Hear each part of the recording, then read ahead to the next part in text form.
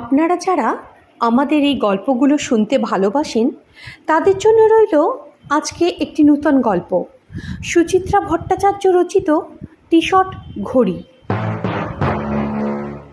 Park স্ট্রিটের footpath ধরে হাঁটছিলেন মৃণাল মাইতি। কেমন যেন ঘোর লাগা চোখ। কখন যে অফিস থেকে বেরিয়ে পড়েছেন হুঁশ নেই, কোথায় যাচ্ছেন তাও জানেন না। পথ চলতি লোকজনকেও খেয়াল করছেন না, হেঁটেই চলেছেন একটানা। মল্লিক বাজারের মোড়ে পৌঁছেও থামলেন না মৃণালবাবু। শেষ বিকেলে সামনে বড় রাস্তা, মানুষ আর গাড়িতে ঠিক ঠিক করছে। কোনো কিছুতেই ভ্রুক্ষেপ না করে লম্বা লম্বা পায়ে চলে গিয়েছেন ওধারে। হঠাৎ স্তম্ভিত ফিরল। এ কি, কোথায় ঢুকে পড়েছেন তিনি? এ তো পার্ক স্ট্রিটের গোরস্থান। আজ আবার এই নিয়ে পরপর 3 দিন হলো। মৃণাল মাইতি হতবুদ্ধির মতো দাঁড়িয়ে রইলেন বেশ কিছুক্ষণ। কি হচ্ছে ব্যাপারখানা? রোজ রোজ এই বেভুলো দশা কেন?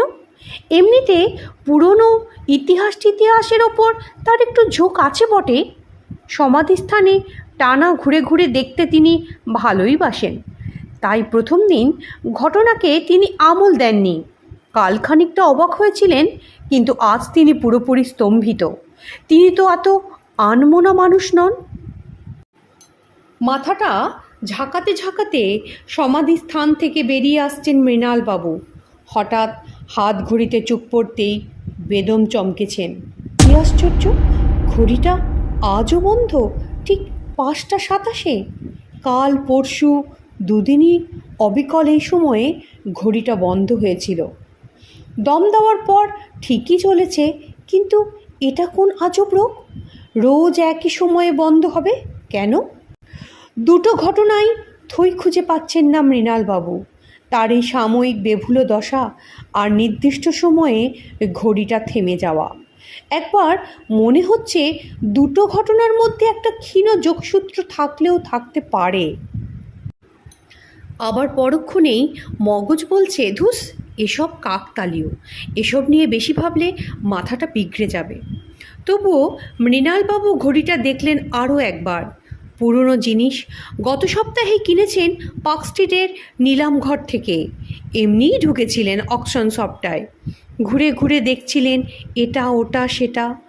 আগেকার আমলের আশবাস, কারুকাজ করা জার্মান সিলভারের ছুরি কাঁটা চামচ, স্ফটিকের ফুলদানি, আদ্যিকালের গ্রামোফোন, পিয়ানো। হঠাৎ চোখ পড়েছিল এই ঘড়িটায়। বাহ, ভারী সুন্দর তো। গোল চাকার মতো ডায়াল, ধপধপে সাদা, বাঁকা বাঁকা হরফে লেখা কুচকুচে কালো সংখ্যাগুলো কি বাহারি। ঘন্টার কাঁটা আর মিনিটের কাঁটার ডগায় টুকটুকে লাল দুটো ফুটকি আরও যেন সৌন্দর্য বাড়িয়ে দিয়েছে। আজকাল বাজারে তো সব কোয়ার্টজ ঘড়ি, এরকম চমৎকার দম দেওয়া ঘড়ি আর দেখতে পাওয়া যায় কোথায়? কৌতূহলী হয়ে জিজ্ঞেস করছিলেন, ঘড়িটার দাম কত ফেলেছেন? বয়স্ক কর্মচারী হেসে বললেন, জলের দরে দিচ্ছি স্যার, মাত্র 500। মৃণালবাবু বললেন, বলেন কি, কবেকার জিনিস বন্ধ হয়ে পড়ে আছে, তার এত দাম? দোকানি বললে, তাতে কি, হাতি মরলেও তার দাম লাখ টাকা মশাই। এ হলো খাঁটি টি শার্ট। যে কোনো পুরনো ঘড়ির দোকানে দেখাবেন, তারা লাফিয়ে উঠবে। আর বন্ধ তো রয়েছে তেল জল পড়েনি বলে। অয়েলিং করে চালান, এখনও 50 বছর নিখুঁত টাইম দেবে। মনে ধরেছে বলে খানিকটা দোনাবোনা করেও মৃণালবাবু ঘড়িটা কিনেই ফেললেন। এরকম একখানা অ্যান্টিক ঘড়ি কবজিতে বাঁধা থাকলে খানিকটা আভিজাত্য তো বাড়েই। কেনার পর মনটা আরও খুশি খুশি। পাড়ার ঘড়ির দোকানদার ছেলেটি তো ঢালাও সার্টিফিকেট দিল, জব্বর দাম মেরেছেন দাদা, এ জিনিস এখন আর মাথা খুললেও পাবেন না।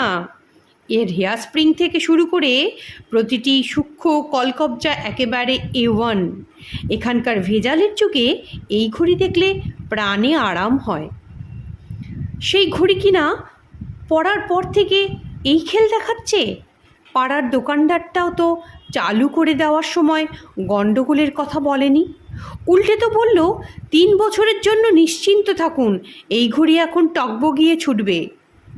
7-5 ভাবতে ভাবতে বেজার মুখে বাড়ি ফিরলেন মৃণাল মাইতি।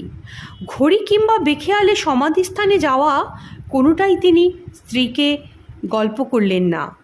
1 কাড়ি টাকা খরচা করে মৃণালবাবু যে এই পুরনো ঘড়ি কিনেছেন, এই নিয়ে বিস্তর হাসাহাসি করেছেন তার স্ত্রী নীলিমা। ঘড়ি রোজ বন্ধ হয়ে যাচ্ছে শুনলে নীলিমা তাকে খেপিয়ে মারবে। রাতে ভালো ঘুম হলো না মৃণালবাবুর। পরদিন কী ভেবে অফিসে আর পড়ে গেলেন না ঘড়িটা। সতর্ক রইলেন সারা দিন, যেন বেখেয়াল অবস্থায় আজও না কোথাও বেরিয়ে পড়েন।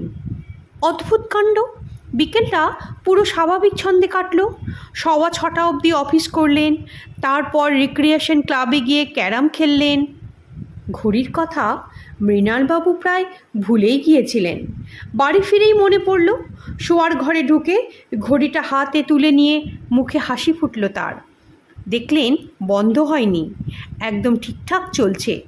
তবু নীলিমাকে জিজ্ঞেস করলেন, তুমি কি ঘড়িটাকে আজ বিকেলে দম দিয়েছিলে?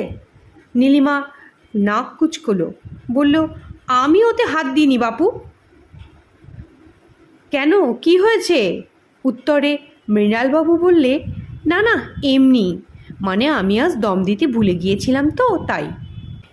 মৃণালবাবুর রিস্টওয়াচে চাবি ঘোরাতে ঘোরাতে মনটা আরও ভালো হয়ে গেল। না, 1-2 দিনের উৎপটাং কাণ্ড নিয়ে মন উচাটন করা কোনো মানেই হয় না। বহুদিন দম বন্ধ ছিল তো, চলতে গিয়ে তাই হয়তো একটু আধটু হোঁচট খাচ্ছিল ঘড়ি। এবার ঠিকঠাক দৌড়বে। এমনও হতে পারে মৃণালবাবু নিজেই দম দিতে ভুলে গিয়েছিলেন, মিচিমিচি চিন্তা করছেন। পরদিন ফের টি-শার্টখানা কবজিতে বেঁধে অফিসে ছুটলেন মৃণালবাবু। দিনভর ঘড়িও চলছে মেজাজে, মৃণালবাবুও মেজাজে কাজ করছেন। কিন্তু বিকেল গড়াতেই কোথা থেকে যেন আবার সেই ঘোর ঘোর ভাব। কাউকে কিছু না বলে টেবিলে ফাইল ছড়িয়ে রেখে বেরিয়ে পড়লেন অফিস থেকে। আচ্ছন্নের মতো হাঁটলেন এবং যাত্রা শেষ হলো পার্ক স্ট্রিটের সেই সমাধিস্থানে। ঘড়িও আটকে গিয়েছে সেই একই সময়ে 5:27। মৃণালবাবু ভয়ানক চিন্তিত হয়ে পড়লেন, এটা কি হলো? কাল রাতেই তো দম দেওয়ার পর ঘড়ি বন্ধ হয় কি করে, অথচ আগের দিন তো দিব্যি চলছে। তিনি বা সমাধিস্থানে চলে এলেন কেন? কাল তো সমস্যা হয়নি। উফ, কার্যকারণ সম্পর্ক পাওয়া যাচ্ছে না। মাথা চুলকোতে চুলকোতে সমাধিস্থানের একটা বেঞ্চিতে ধপ করে বসে পড়লেন মৃণালবাবু। ভাবছেন ভাবছেন, চিন্তায় চিন্তায় জট পড়ে যাচ্ছেন মগজে, তবু ভেবেই চলেছেন। একদল শোকার্ত মানুষ কাকে যেন সমাধি দিতে এসেছিল। নীরবে তারা মৃণালবাবুর সামনে দিয়ে চলে গেল। দিন ফুরিয়ে কখন যে সন্ধে নেমে গেল মৃণাল মাইতি টেরও পেলেন না। সমাধিস্থান ক্রমে শুনশান, তবুও মৃণালবাবু এক জায়গা স্থির হয়ে বসে আছেন। হঠাৎ এক ভারী গলা, কাটা কাটা ইংরেজিতে প্রশ্ন, আমি কি এখানে একটু বসতে পারি? মৃণাল মাইতি চমকে তাকালেন। তার বেঞ্চের ঠিক পেছনেই এসে দাঁড়িয়েছেন এক ভদ্রলোক। পরনে তার কালো স্যুট, মাথায় কালো হ্যাট, কপালের ওপর টুপিটা অনেকটাই নামানো। আধো অন্ধকারে মুখটা লোকটার দেখাই যাচ্ছে না। ভদ্রলোক ফের সবিনয়ে বললেন, দয়া করে যদি অনুমতি করেন এখানে একটু বসতে পারি? মৃণালবাবু সঙ্গে সঙ্গে বললেন, হ্যাঁ হ্যাঁ, বসুন না প্লিজ। লোকটি ধন্যবাদ জানিয়ে একটু তফাতে বসে পড়লেন। 2-4 সেকেন্ড চুপচাপ, তারপর বললেন, এই বেঞ্চিটায় আমি রোজ এসে বসি। মৃণালবাবু আলগাভাবে বললেন, তাই বুঝি? আগন্তুক ভদ্রলোক বলল, হ্যাঁ, বসে বসে লোকজন দেখি, আপনাকেও দেখেছি। আপনি তো এই নিয়ে 4র্থ দিন এলেন, তাই না? মৃণালবাবু ছোট করে ঘাড় নাড়লেন। সঙ্গে সঙ্গে মনে করার চেষ্টা করলেন তিনি ভদ্রলোককে আগে দেখেছেন কি না। ভাবলেন, না, স্মরণে তো এলো না। ভদ্রলোক নিচু গলায় বললেন, দেখে মনে হয় আপনি খুব দুশ্চিন্তাগ্রস্ত। ঠিক বলছি তো? মৃণালবাবু অস্ফুট স্বরে বললেন, হ্যাঁ মানে এই যে। দুশ্চিন্তার কারণটা কি জানতে পারি? লোকটি জিজ্ঞেস করল মৃণালবাবুকে। বলতে গিয়েও মৃণাল মাইতি থমকে গেলেন। ভাবলেন, আচ্ছা গায়ে পড়া লোক তো, তাছাড়া চেনা নেই জানা নেই, যাকে তাকে আমার সমস্যার কথা আমি বলবো কেন? মনে মনে এই কথাগুলো তিনি ভাবতে ভাবতে গজরাচ্ছিলেন। ভদ্রলোক বুঝি মনের কথা পড়ে ফেলেন। বললেন, অচেনা লোক বলে অস্বস্তি হচ্ছে তাই তো? আসুন না আমরা পরিচয়টা সেরে ফেলি। আমার নাম রিচার্ড গোমস। আপনি? মৃণালবাবু বললেন, আমার নাম মৃণাল মাইতি। ব্যাস। ভদ্রলোক বললেন, তাহলে তো আমরা এবার পরস্পর পরিচিত হলুম, কি বলেন, তাই তো? মৃণালবাবু বললেন, হ্যাঁ। ভদ্রলোক বললেন, এবার তাহলে আপনার সমস্যার কথা আপনি আমাকে বলতেই পারেন, কি তাই তো? মৃণালবাবু সন্দিগ্ধ চোখে ভদ্রলোকের দিকে তাকালেন এক ঝলক। মতলবটা যে কি বোঝা যাচ্ছে না। পাগল ঠাগল নয় তো? অনেক সময় তো পাগলরা এসে সমাধিস্থানে পড়ে থাকে। রিচার্ড খুক খুক করে হাসলেন। বললেন, সংকোচ হচ্ছে তো? বেশ, তবে আমি আমার কথা বলি। কেন রোজ এখানে এসে বসি জানেন? নিশ্চয়ই আপনার জানার কৌতূহল হচ্ছে। মৃণালবাবু খানিকটা দায়সারাভাবে বললেন, বলুন কি কারণ? তিনি বলতে শুরু করলেন, আমার এক প্রিয়জন এখানে মাটির নিচে শুয়ে আছেন, খুবই ঘনিষ্ঠ, আত্মার আত্মীয় বলতে পারেন। তার নাম ডিক। মৃণালবাবু বললেন, ও। ভদ্রলোক আবার বলতে শুরু করলেন, তাকে ছেড়ে থাকতে পারি না বুঝলেন, তাই বেচারার জন্য আমার ভারী কষ্ট হয়। সে যেই সমাধিতে ঢুকলো অমনি তার ছেলে মেয়ে নাতি নাতনি সব দুদ্দার করে পাড়ি দিল অস্ট্রেলিয়ায়। ওই বুড়োটার জন্য নাকি তাদের এই শহরে পড়ে থাকতে হচ্ছিল। এবার মৃণালবাবু আর চুপ থাকতে পারলেন না। বললেন, কবে মারা গিয়েছেন আপনার বন্ধু? ভদ্রলোক বললেন, এই তো মাত্র বছর খানেক, সঠিক হিসেব করলে আজ 11 মাস 17 দিন। বড় ছেলে দেশ ছাড়ল 2.5 মাস পরে, আর ছোটজন সপরিবার গেল এই তো সেদিন, এখনও পুরো 1 মাস হয়নি। এ কী সব নচ্ছার ছেলে ভাবুন তো। বাবা মা সারা জীবন ধরে যে সংসারটা সাজিয়েছিলেন সেটা কিনা ভেঙে চুরে তছনছ করে দিল। মৃণালবাবুর মুখ দিয়ে অকপটে বেরিয়ে এলো, সত্যি খুব দুঃখজনক ব্যাপার।